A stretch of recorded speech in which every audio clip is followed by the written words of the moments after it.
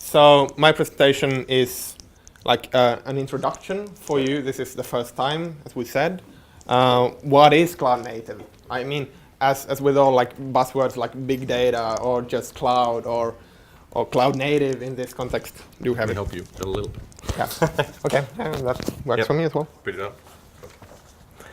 Okay, there we go. Yeah. So you can follow in the, if you want to see the slides, you can follow that bit.ly link as well. And we have this really amazing picture of Kubernetes with Gophers as Kubernetes is written in Go. Yeah, so I'm sure, well, this is only going to take a half an hour, and I'm going to try to squeeze as much content as I just can into this, so you get a lot of context, like what is this thing, why does it matter, and basically why are we all here today. Yeah, Cloud Native Computing Foundation is a non-profit foundation for that was founded with Kubernetes as a seed project. They basically care about open source computing for applications.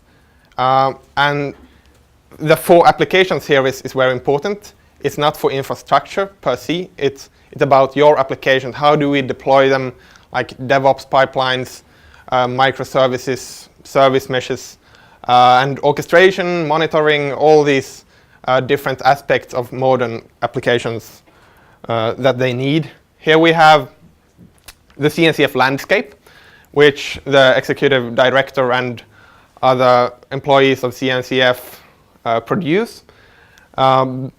Basically, we have these different areas with like public clouds, like container runtimes or storage solutions, network solutions, orchestration, service meshes, platforms, data analytics, everything. And here they're trying to visualize that like we have a lot of projects, both open source and closed source. Who can we trust? Well, if we have this vast amount of possibilities to choose between, who do we know? How do we know that, well, this is a good project or this one?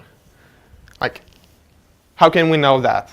And that's why CNCF basically was established, to promote and to like curate a trusted set of projects that you can you know that they are really high quality. CNCF has some of the tech industry's top experts and architects, the technical oversight committee that votes on like should this project go into CNCF, should it be a CNCF project or not. And this makes it easier for you to like know that Core DNS is a project you can trust. It's well maintained.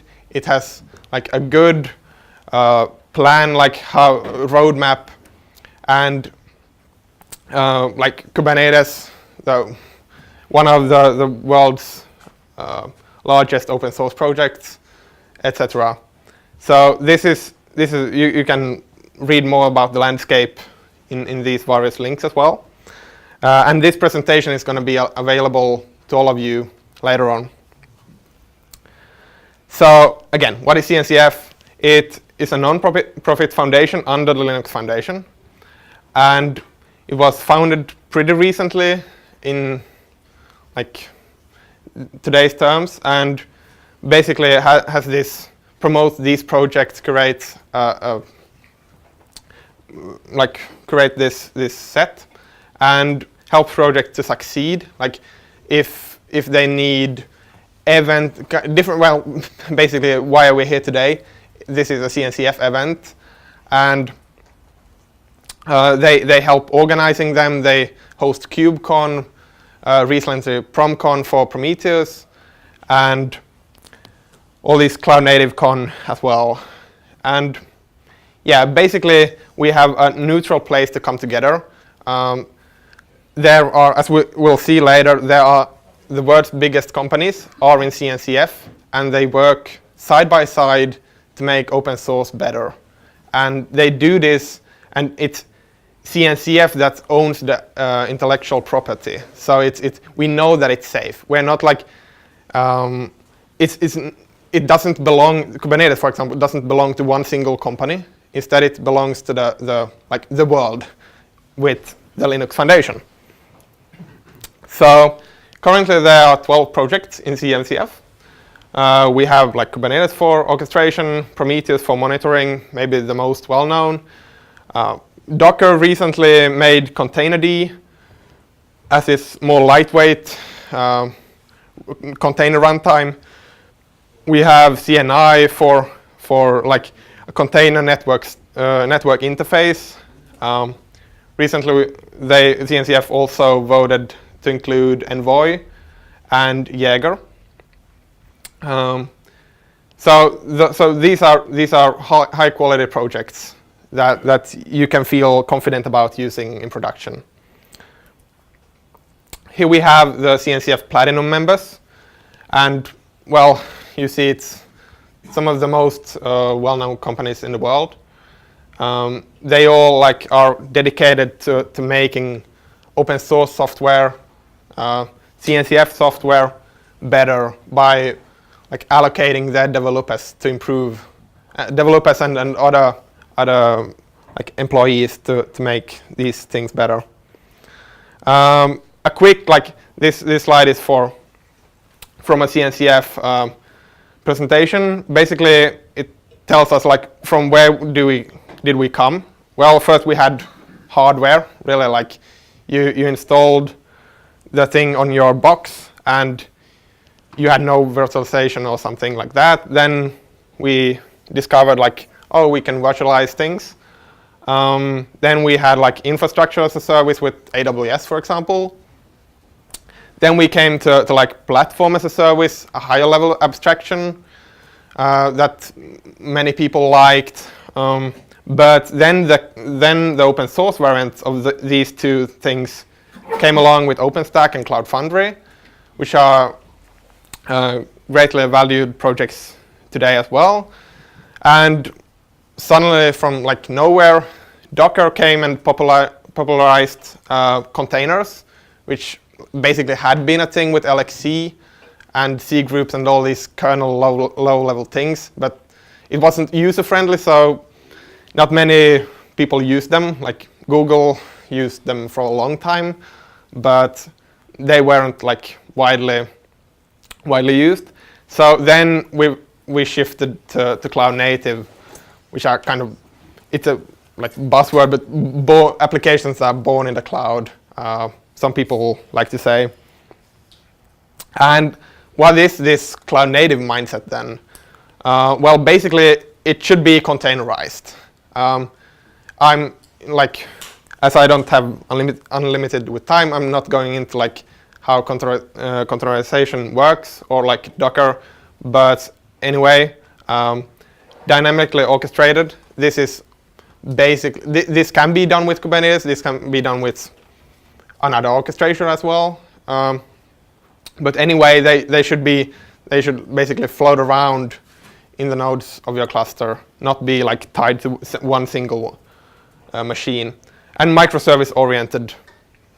Many of us are like tired of monoliths, so we have discovered this microservice thing, which, well, might or might not be better depending on your use case maybe, but there are great benefits with using microservices, although they might be a bit hard to get right in the first place. So to summarize, we can say cloud native is about three things. Speed, like we want things, when we load a Google page, we want it instantly. When we watch Netflix, we don't want to like wait 10 minutes before we can start watching the video. We want it to go fast, and the demands are even higher every day. Especially with e-commerce and these things, it's getting like you basically lose money if you're not fast enough. Freedom, we don't want vendor lock-in. So basically, like if you did choose Amazon and you found out later that you wanted to migrate to Google or migrate to UpCloud, then you should be able to do so, and you should be able to do so easily. So how can we do this? I mean, if we're basically locking in on one single vendor's applications and like services, we can't move this.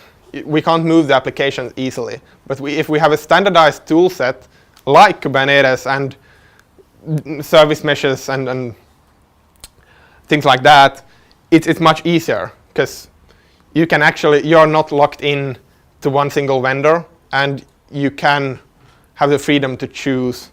Also, you have the freedom to choose between all these projects, but you have a better view of who of them are trusted, and which brings us to point 3, trust. Which project can we trust? Which ones are well maintained, and so forth. And we have a good keynote on this in KubeCon Berlin as well by Alexis Richardson. So over to Kubernetes, the most exciting stuff, right? And everyone wants to know what does it mean, right? It's Greek for pilot or helmsman of a ship, which pretty accurately describes what Kubernetes does. And it's basically Kubernetes steers your data center or your clusters, and so you don't have to wake up 3 a.m. and notice that, oh shit, I got a lot of users at night time, my local time, and I have to scale up my applications. I have to deploy more servers and, well, whatever. So Kubernetes can handle that for you. You just say what do you want Kubernetes to do, and it will reconcile with controller loops and do that for you. So basically, a one-liner description would be a production grade. It's used in production by many companies, as we'll see later. Many of them are Fortune 500, and these kinds of are actually using it heavily in production. Container, well, we use containers. It's built on containers. Today you can use virtual machines or whatever as well if you implement the right interfaces, but anyway, it's mostly about containers. Orchestration, it will orchestrate your application. You say, how should my application be connected to each other? Applications be connected to each other, and Kubernetes will put the applications on the machines in the best possible way, with resource allocation and bin packing, scheduling, a lot of factors. And yeah, that's basically it. It's Google grown. Google today has 2 main projects they are running in production that is similar to Kubernetes. They don't share any source code, but they share the same concepts. Basically, Google wanted to start a third version of their 2 earlier ones, and this became Kubernetes. So it's basically the third revision of what Google has inside of their cloud and inside of their data centers, but it's in the open. It's a collaborative project, and everyone can get involved and improve it. Even high schoolers or upper secondary schoolers, right? So, well, Google has done this for over 10 years, and as we know, it works pretty well, right? They had a report that this was 2 years ago, I think. They spawned 2 billion containers a week, which is pretty good. I mean, it's more than many of us have.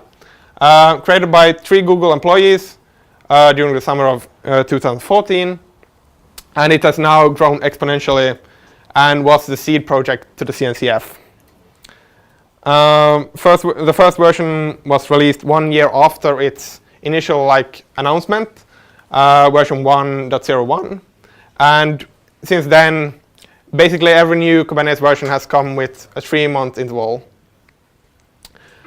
And now, a week ago, even less maybe, Kubernetes 1.8 was released, which was a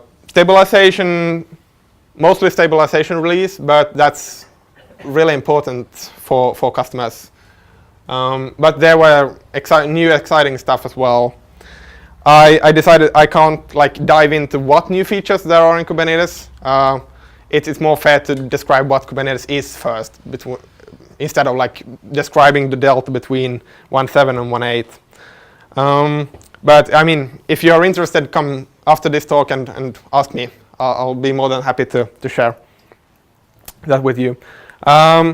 So what is the point of Kubernetes? Why does it exist? Why do you even need this thing? Well, you probably want to think about your, say you have 1,000 machines, then it's pretty painful if you're going to SSH into each and every one of these and install your applications, then go to machine 2, install these, and then before you have installed all applications on all 1,000, something probably broke in machine 50 or something like that. So it's doing large scale deployments is basically not working. So what Kubernetes does is you install Kubernetes on every machine, and then you can treat your cluster as a single entity. And you can basically say to Kubernetes, I want this web application. It should have 5 replicas running in parallel. It can be anywhere in the cluster. It should always be up. Then if it gets a lot of users, it should scale up itself to 100 replicas or so, depending on usage. Zalando has even auto scaling based on nodes. So let's say you have a not so busy evening, then you may have 300 nodes. Then the usage increases, and Kubernetes will scale up your applications. It will automatically provision, you will have something that provisions nodes and adds them to Kubernetes, and then you can have 1,000 of services or web applications running in your cluster. You don't even have to wake up 3 a.m. to do that. It just works. So the principle is manage your applications like cattle. Bulk operations, treat your applications as templates, and then let something else actually create them and destroy them on demand, etc. Instead of going and treating every single instance of your application as your best friend or something, as your pet. So you should see these as cattle with this analogy. Kubernetes is basically the Linux for distributed system. Some say the Linux for the cloud. We can call it something like that.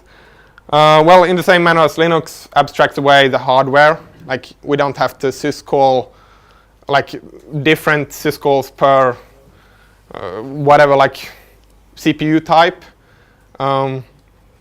Whether it's Intel or AMD or something like that, we can actually have a unified interface how to talk to Kubernetes, and then it will spin up these applications for you,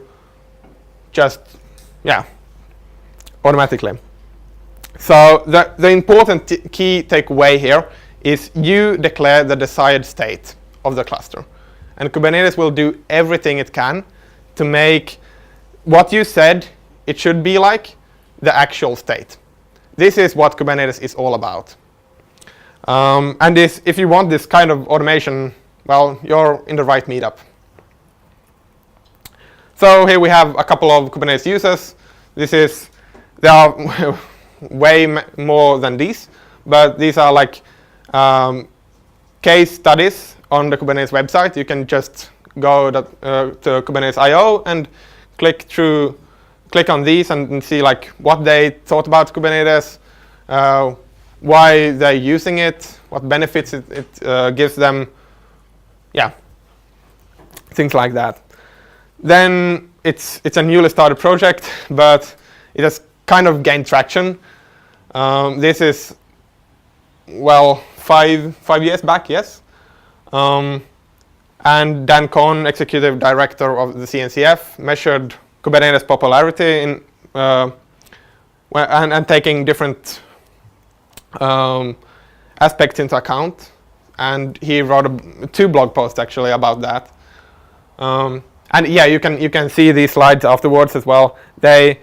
My plan has been to like aggregate many links into one presentation, add pretty much detail in some places, and go over them like briefly now in the interest of time. So, well, what does it look like? There are, well, a lot of a lot of users and a lot of contributors all around. Like 60,000 commits just the latest year. Is pretty good velocity to the project.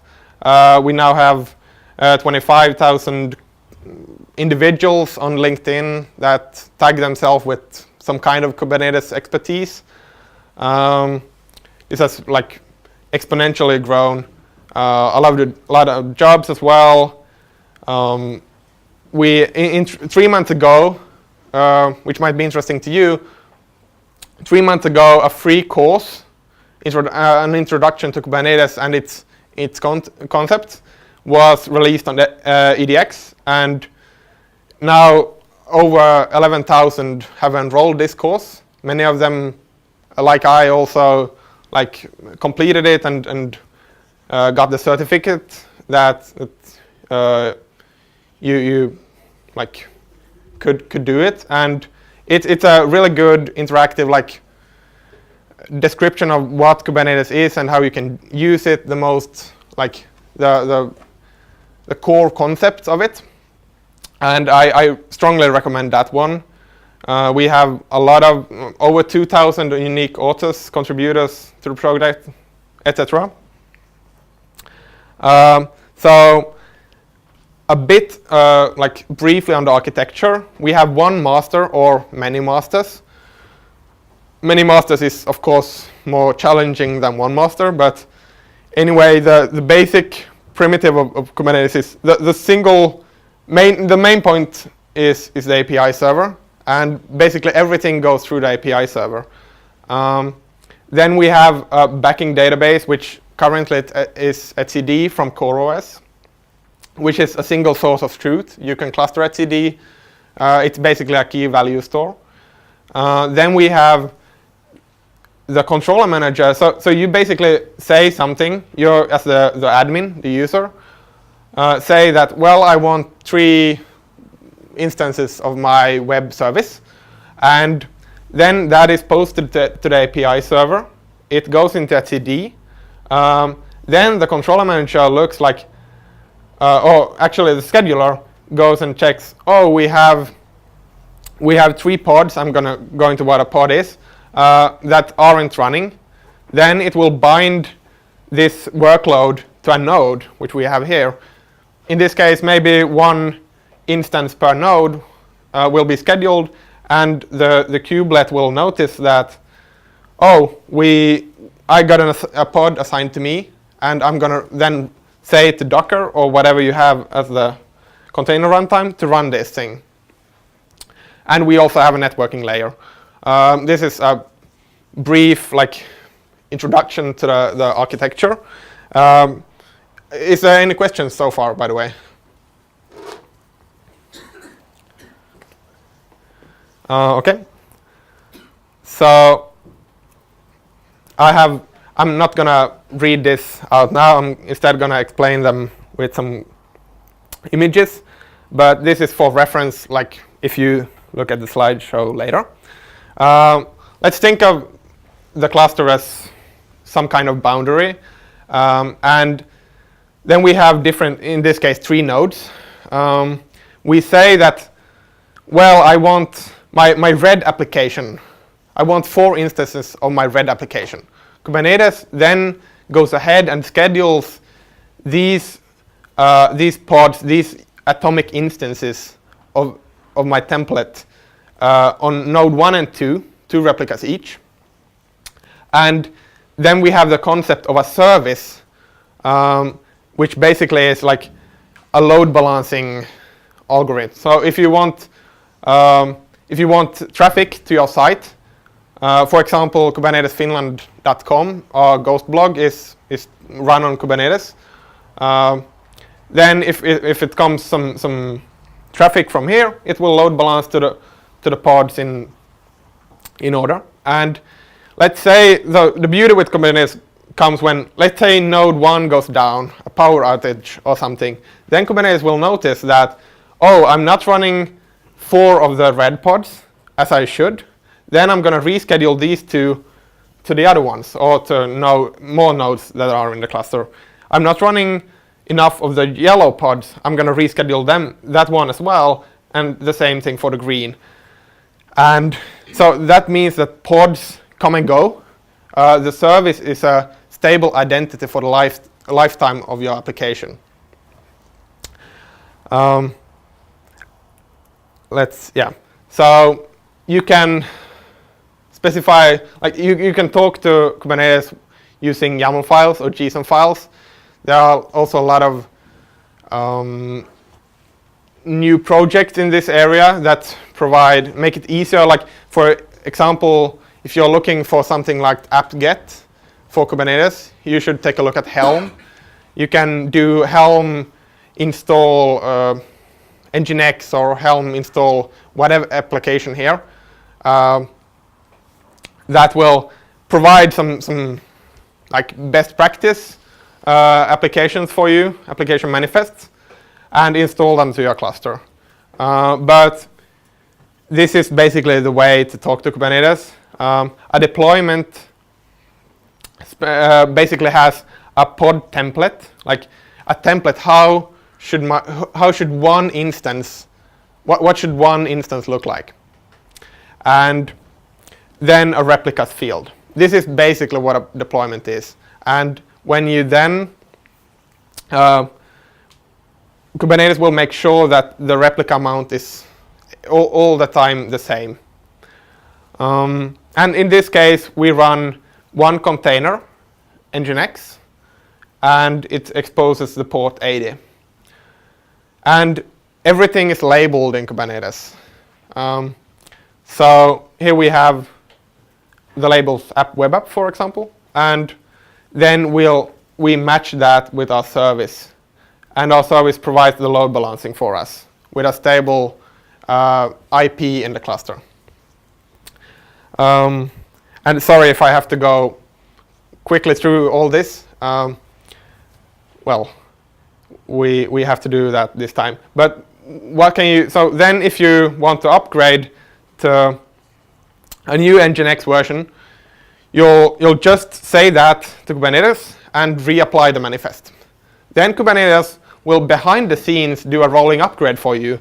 So basically, it will scale down the first version here to 2 instances. Then it will then deploy the new one, the new version of the template here, and scale that up to 1. It will then take one from the old one away and create a new one as we go, a rolling upgrade. This is done automatically. Or you can do something like Bluegreen deployments, where you have like 2 totally different versions of your application running side by side, and then use the service to like switch, should I send traffic here or should I send traffic there? That is also a possibility. There's a lot of, Kubernetes is a so huge project, and you can do a lot of things with it. So it doesn't fit in a single talk. So if you want to try Kubernetes out, you can do so in your browser. Play with Kubernetes is one example. If you want to run it on your Mac, for example, you can download Minikube. If you have some machines on UpCloud or whatever, you can use CubedM, which you basically apt-get install CubedM, and then CubedM init. We'll see this later. If you have AWS credentials already and things like that, you can use kops. to COPS create a cluster. Or if you don't want to think about nodes or anything, you can use Google's hosted Kubernetes service for you on Google Container Engine. Well, you basically outsource the problem of running Kubernetes to Google and run all your applications there. Also, we have a cool project called Kubernetes, which also is able to do Kubernetes installs, and this is a large area as well. So these are just some good examples of how you can run Kubernetes. Here is an example. Basically, this is a disclaimer as well. I mean, I'm working on CubedM as well, and it's a great way of deploying Kubernetes if you want to run your, want to customize your solutions or build it basically from scratch, but anyway get a lot of functionality for free. You basically run one command, which is CubedM init, and CubedM will then create this cluster for you. It will set up the API server, etcd if you want, so controller manager, all these components will just be there for you. And then you install a networking layer, an overlay network in the cluster that will connect all nodes with each other with IP tables or whatever.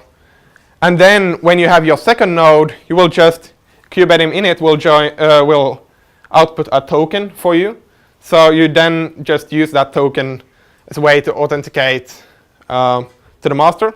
And well, you now have 2 nodes in your cluster. And just to show, these are the high-level features from the Kubernetes IO site that really describe as briefly as it gets some of the core features. We have way many features than this, and it's also a problem. Kubernetes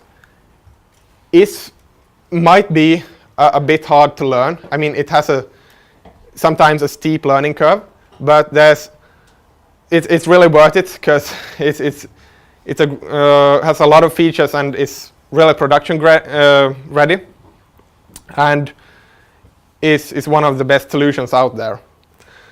So that was just an example. So how is this code and all things, features, how are they organized? Well, basically we have special interest groups that focus on some areas. For example, like cluster lifecycle, I'm working, and Alexander in that SIG. Or we have one SIG for applications, how do we run them smoothly? Or well, we should actually do a release now every quarter. We should have a SIG for coordinating that work between all the other SIGs. Yesterday, the vote for the steering committee closed. So soon we'll have a steering committee which will guide the project as on a high level, where are we going, what should we look into. But this is hopefully not a technical, it's more like a people and organizational thing. Most work will be done in SIGs. Then we also have work groups that specialize on it can be narrow, or it can be SIG, things that are spread around SIGs. And SIGs for different cloud providers, etc. So next steps. We're about to round up here.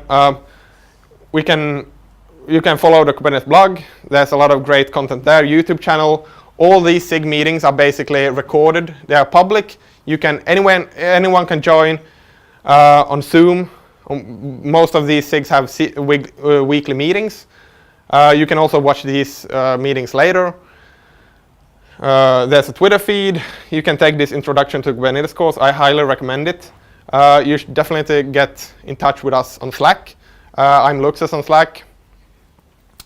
As well, you can take the Certified Kubernetes Administrator exam once you're acquainted with most concepts and feel confident about running Kubernetes in production, or also for development. And you can join a special interest group. That's basically the best way to get acquainted with the project. You can use Minikube or CubedM to create a cluster. We have weekly community meetings.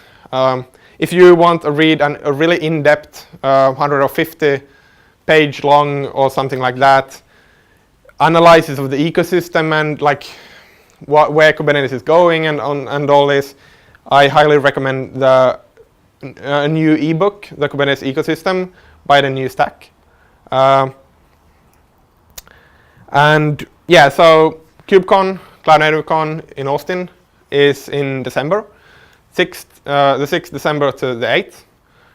And this time there were over 900 proposals for speaking, which is like this really tells something. There were 400 to Berlin earlier in March. More than half a year later, we have 900. We expect about 3,000 attendees to Austin.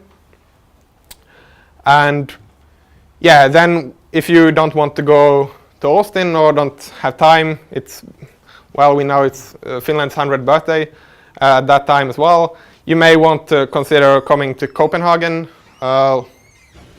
in May 2017. 18. Well, copy paste. And yeah, that's coming then. And yeah, we also have a short promo video for KubeCon.